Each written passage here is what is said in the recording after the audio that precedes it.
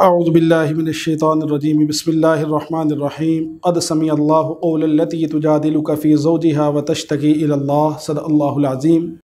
मुअज़्ज़ज़ नाज़रीन व सामिईन, आज की नशिस्त में पारा नंबर 28 का खुलासा और तफसीर को ज़िक्र किया जाएगा। पारा नंबर 28 की इब्तिदा हो रही है सूरह मुजादिला तक। मुजादिला कहते हैं बहस करने को। तो इसमें आ रही है कि जैसे सूरह की इब्तिदाई हो रही है तो वो किस्सा बयान कर दिया जाएगा आपके सामने। इस सूरत के अंदर 4 किस्म के अहकाम को ज़िक्र किया गया है। पहले नंबर पे ज़िहार और उसके हुक्म को ज़िक्र किया गया। इसी तरह मुनाफिकीन और यहूदियों की सरगोशी का ज़िक्र मिलेगा। इसी तरह इस सूरत में मजलिस के आदाब का ज़िक्र मिलेगा। इसी तरह इस सूरत में मुनाफिकीन की हकीकत को ज़िक्र किया जाएगा। अल्लाह रब्बुल ने फरमाया क़द समिअल्लाहु क़ौलल्लती तुजादिलुका फ़ी ज़ौजिहा।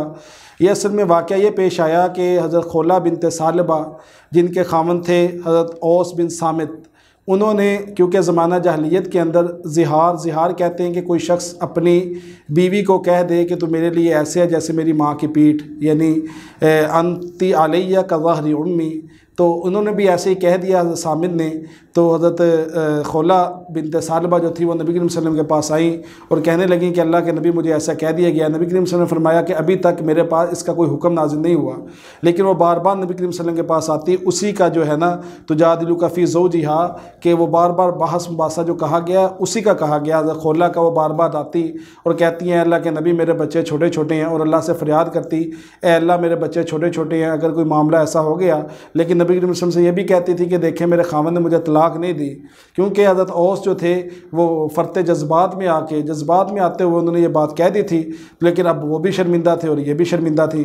तो अल्लाह रब्बुल इज़्ज़त ने फिर हुक्म ये दिया कि अगर तुम में से कोई ज़िहार कर ले फ़तहरीरु रक़बा, उसका कफ़ारा ये है कि वो ग़ुलाम को आज़ाद करे। अगर अब तो ग़ुलामों वाला रवाज नहीं है, तो दूसरा बताया कि फ़सियामु शहरैनि मुतताबिअैनि, वो मुसलसल 2 माह रोज़े रखे बग़ैर किसी नागे के। और अगर बुढ़ापे की वजह से या कमज़ोरी की वजह से या किसी और उज़र की वजह से अगर वो रोज़े नहीं रख सकता तो फ़इतामु 60 मिस्कीना, तो मिस्कीनों को 60 मिस्कीनों को 2 वक़्त का पेट भर के खाना खिलाना है। अगर ये कर लोगे उसके बाद तुम्हारी बीवी तुम पर क्या हो जाएगी, हलाल हो जाएगी। यानी जिस तरह ज़माना जहलियत में ऐसा करने से बीवी कुल्ली तौर पर हराम हो जाती थी, इस्लाम ने उससे क्या की, नफ़ी कर दी। इस तरह फरमाया अलम तरा अन्नल्लाह यअलमु मा फ़िस समावाति व मा फ़िल अर्ज़, कि ये यहूद की सरगोशियों का जिक्र है कि जब कोई मुसलमान सामने आता तो यहूदी और मुनाफिक मिल के सरगोशियाँ करने लगते ताकि मुसलमान इससे तंग हों। तो अल्लाह रब्बुल इज़्ज़त ने उस पर आयत नाज़िल की कि इससे बाज आ जाओ, जो भी तुम सरगोशी करते हो 2 तुम होते हो तो तीसरे अल्लाह होते हैं, अल्लाह तुम्हारी हर बात से बाखबर है, लिहाजा ऐसे करतूत ना करो। इस तरह फरमाया या अय्युहल्लज़ीना आमनू इज़ा क़ील लकुम तफ़स्सहू फ़िल मजालिसी, कि ये मजलिस के आदाब जिक्र कर दिए कि एक मरतबा नबी करीम सल्लल्लाहु अलैहि वसल्लम सुफ़ा के चबूतरे पे बैठे हुए थे तो सहाबा किराम की तादाद बड़ी। अल्लाह के नबी ने फरमाया कि सिमट जाओ। सहाबा किराम सिमटे, लेकिन फिर भी कुछ लोग खड़े हुए थे। तो अल्लाह के नबी ने उन लोगों को उठा के उनको बिठाया। तो मुशरिकीन मक्का जो थे और मुनाफिकीन जो थे वो बातें करने लगे, जो मुनाफिकीन थे वो बातें करने लगे कि देखें कुछ लोगों को उठाया जा रहा है। तो अल्लाह रब्बुल ने फरमाया कि जो वाइज़ होता है, जो नसीहत करने वाला होता है, उसको इख्तियार होता है वो कुछ को बिठाए कुछ को उठाए, तुम्हें इससे क्या तकलीफ़ है। इस तरह फरमाया कि या अय्युहल्लज़ीना आमनू इज़ा नाजैतुमुर रसूला, कि ये मुलाकात से पहले सदक़े का हुक्म दिया गया था। कि असल में हुआ ये था कि जब किसी मोमिन मुखलिस को नबी सल्लल्लाहु अलैहि वसल्लम के साथ तन्हाई बात करने की फ़ुर्सत मिलती तो बहुत ज़्यादा तवील कर देते बात को, यानी खूब मज़े ले लेके बातें करते कि अहकाम ज़्यादा से ज़्यादा सीख जाएँ। मुनाफिकीन ने जब इस बात को देखा वो भी ऐसे ही करने लग गए। तो अल्लाह रब्बुल इज़्ज़त ने फिर ये कहा कि जब नबी सल्लल्लाहु अलैहि वसल्लम से मिलना हो तो सदका करके मिला करो ताकि मुनाफिक इससे बाज आ जाएँ। जब ये मामला दुरुस्त हो गया तो अगली आयत में अल्लाह ने यह हुक्म मनसूख कर दिया। इस तरह फरमाया कि ला तजिदु कौमन युमिनूना बिल्लाहि वल यौमिल आखिर, कि ये हिज़्बुल्लाह की कामयाबी को अल्लाह ने जिक्र कर दिया कि जो अहले ईमान है, अगर उनके रिश्तेदार या उनकी औलादें या उनके वालिदैन अगर अल्लाह या अल्लाह के नबी के ख़िलाफ़ कुछ कहते हैं उस पर डट जाते हैं। जैसे हज़रत अबू बकर सिद्दीक़ रज़ी अल्लाह तआला अन्हु के वालिद हज़रत अबू कुहाफ़ा ने जब तक इस्लाम नहीं लाए थे तो कोई बात नबी सल्लल्लाहु अलैहि वसल्लम की शान में गई तो इन्होंने आगे से थप्पड़ लगा दिया था। तो अहले ईमान जो है ना उनके लिए अल्लाह रब्बुल इज़्ज़त ने ये अल्लाह के लश्कर का जो कहा है वो इसी वजह से कहा है कि उनमें गैरत और जज्बा जो है ना अल्लाह और उसके रसूल का वो कूट कूट के बढ़ा हुआ है। उसके अल्लाह ने इनाम के तौर पे क्या कहा, 2 इनाम दिए उनको। एक तो क़ुलूबिहिमुल ईमान, एक इनाम उनको ये दिया कि क़ुलूबिहिमुल ईमान, कि अल्लाह रब्बुल इज़्ज़त उनके दिलों को ईमान से भर देता है। दूसरा ये फरमाया कि वयुदखिलुहुम जन्नातिन तजरी मिन तहतिहल अनहार, कि हमेशा के लिए अल्लाह उनको जन्नत में दाखिल फरमा देंगे। आगे सूरह हशर है, इस पारे में, ये भी मदनी सूरत है।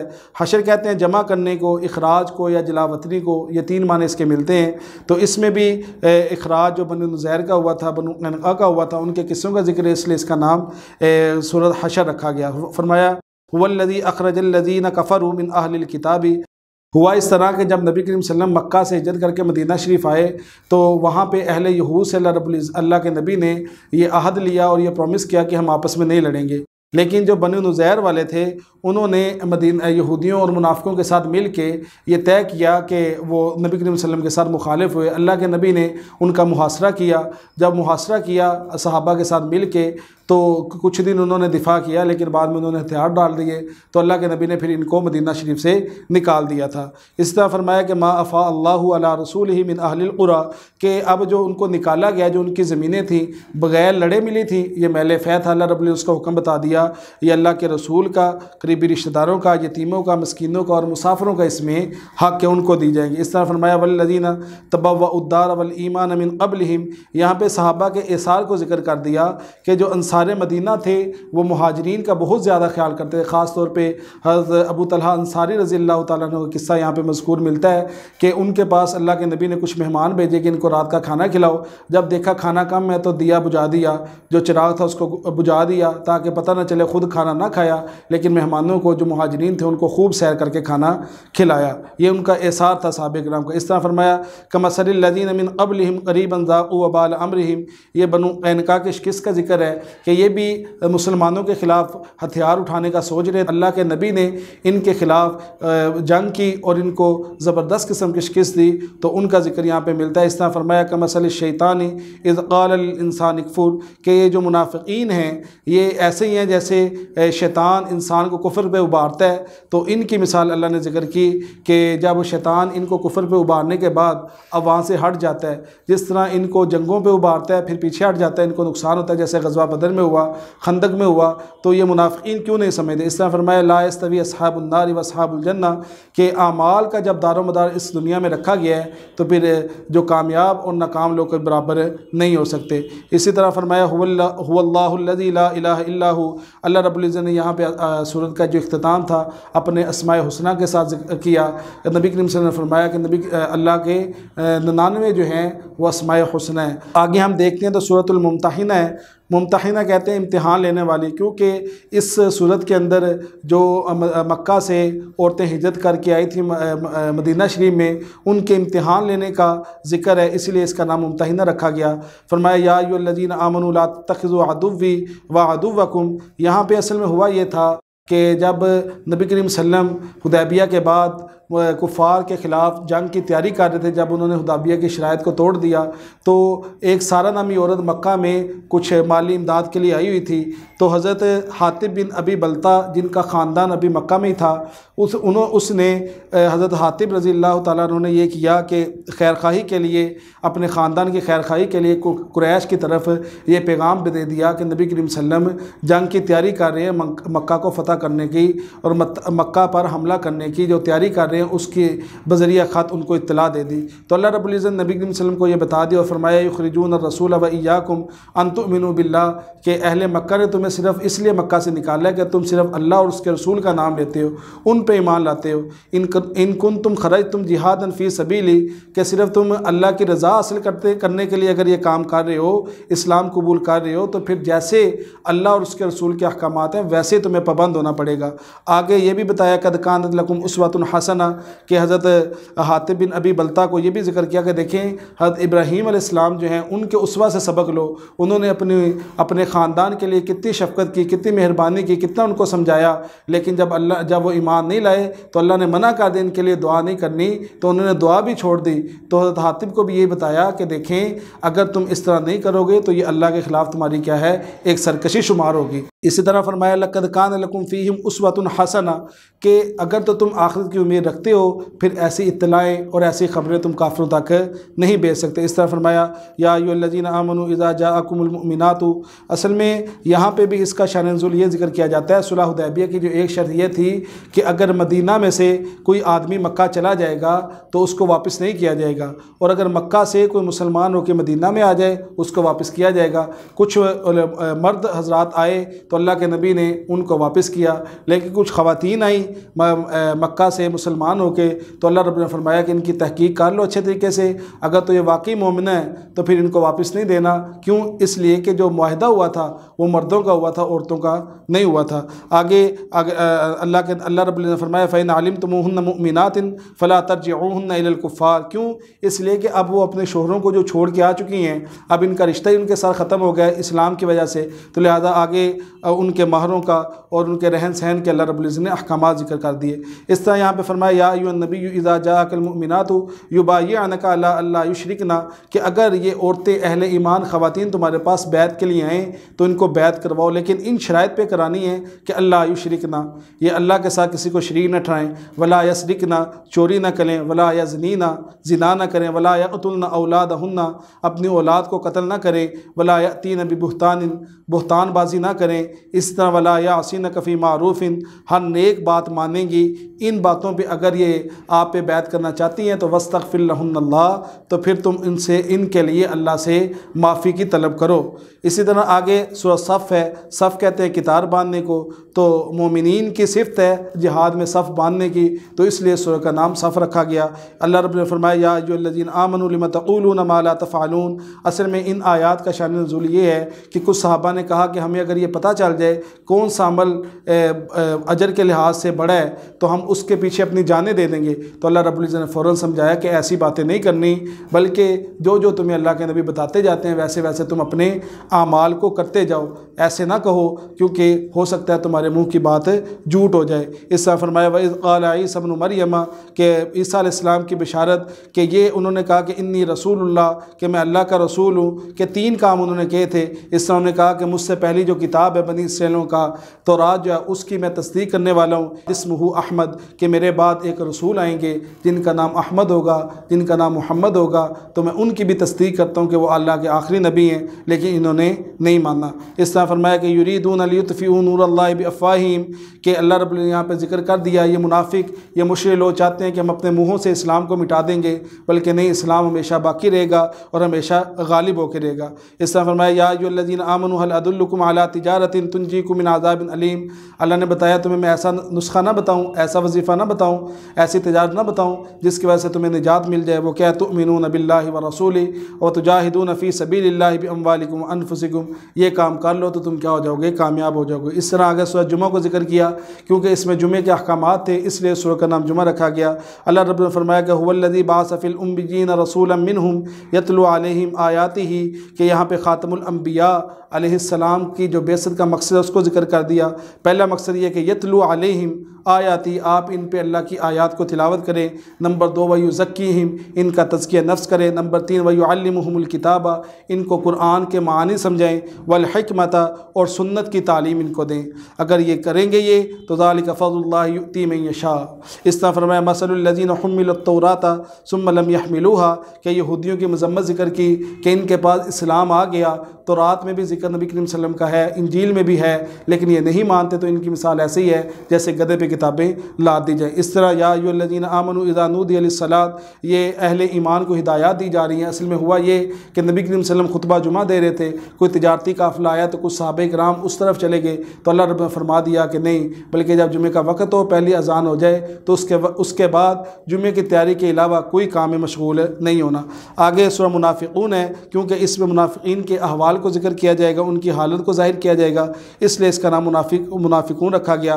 फरमाया इज़ा जाअकल मुनाफिकून क़ालू नशहदु इन्नका लरसूलुल्लाह, के मुनाफिकों का ये तरीका वारदात बता दी कि जब अल्लाह के नबी के सामने आते तो कहते हम अल्लाह और उसके रसूल पे ईमान लाते हैं, लेकिन जब पीछे होते तो फिर तरह तरह की बातें करते। तो अल्लाह ने बता दिया कि अल्लाह रब्बुल इज़्ज़त खूब जानते हैं कौन कौन मुनाफिक हैं। इस तरह फरमाया यक़ूलूना लइन रजाना इलल मदीनति लयुख़रिजन्नल अअज़्ज़ु मिनहल अज़ल, के इसका शान नुज़ूल बताया जाता है कि अरब का एक कबीला था बनु मुस्तलक। नबी करीम सल्लल्लाहु अलैहि वसल्लम जब उनसे जिहाद के लिए गए, उनको शिकस्त दी, शिकस्त देने के बाद जब वापसी हुई तो एक चश्मे के पास पड़ाव किया, तो वहाँ पे पड़ाव करने के बाद पानी के मामले पे अंसारी और मुहाजिर साहबियों को आपस में तकरार हुआ।